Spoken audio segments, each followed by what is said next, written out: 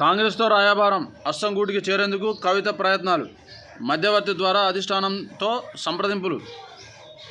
CM Revanth PCC chief దృష్టికి తెచ్చిన అధిష్టానం ప్రస్తుత పరిస్థితుల్లో వద్దని కాంగ్రెస్ నేతల నిర్ణయం. కేసీఆర్ కుటుంబ కలహాలకు కాంగ్రెస్ కారణమన్న తప్పుడు సంకేతాలు ప్రజల్లోకి వెళ్తాయని అభిప్రాయం.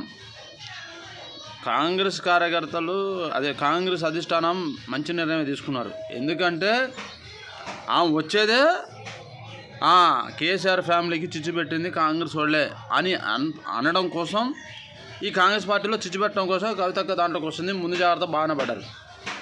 కారు దిగి చేయి అందుకునేందుకు ఎమ్మెల్యేల పావులు. కవిత బాటలో ఆ పార్టీని ఇప్పుడే వీడాలని యోచన.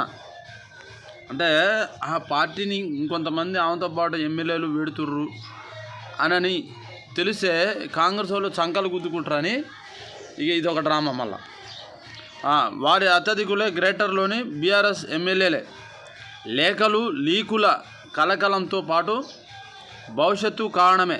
అదే సమయంలో సొంత అడుగుల దిశగా కవిత క్షేత్రస్థాయిలో బలం పెంచుకునేందుకు పావులు. గతంలో తనకు మంచి పట్టున సింగరేణిపై దృష్టి. సింగరేణి జాగృతి పేరిట కొత్త సంఘం ఏర్పాటు. కార్మికులతో భేటీ. కోఆర్డినేటర్ల నియామకం. చూడండి, మొన్నటి వరకు కూడా ఏమన్నారు, మొన్న 20వ తారీఖు వరకు కూడా ఏమన్నారు, మంచిగా పార్టీ పగ్గాలు నాకు అప్పచెప్తున్నావు, లేదంటే నేను కొత్త పార్టీ పెట్టుకుంటా, అది తెలంగాణ ఆవిర్భావ దినోత్సవం రోజు జూన్ 2వ తారీఖు కొత్త పార్టీని నేను ఆవిష్కరిస్తా, అది కూడా తెలంగాణ జాగృతి అని పెడతా అని చెప్పనేసి అన్న కవిత గారు ఈరోజు కాంగ్రెస్ పార్టీలోకి ఎట్లా వస్తుంది అనుకుంటున్నారు? కాంగ్రెస్ పార్టీలోకి ఆమె వచ్చిందంటే కేవలం కాంగ్రెస్ పార్టీని నాశనం చేయడం కోసం ఆమె పార్టీలోకి వస్తుంది. కానీ మీరెవరో మంచి తిరిగికలోళ్ళు ఆఫ్ చేసిరు, శబాష్. కవిత ఎందుకు కాంగ్రెస్ పార్టీలోకి రావాలనుకుంటుంది? అక్కడ తండ్రికి నోటీసులు అందినాయి. కాళేశ్వరం ప్రాజెక్ట్ పేరు మీద, కార్ల రేసింగ్ పేరు మీద కేటీఆర్కి నోటీసులు అందినాయి. ఆల్రెడీ కవితక్క జైలుకి పోయే వచ్చింది.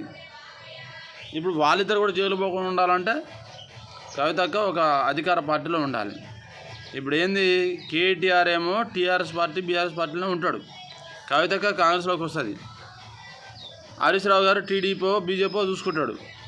ఉన్నది కేసీఆర్ ఒకడు.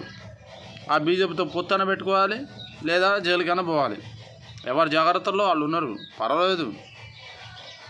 ఇదే సామాన్యుడికి ఉంటుందా? ఉండదు. అది కథ. ఎంత డ్రామా, మామూలు డ్రామా కాదు, అంతా తప్పించుకునే డ్రామా ఇదంతా. లేకపోతే సొంత పార్టీ అంటే తండ్రి పెట్టిన పార్టీని ఎలా వీడొస్తుంది అనుకుంటున్నారు? సొంత పార్టీని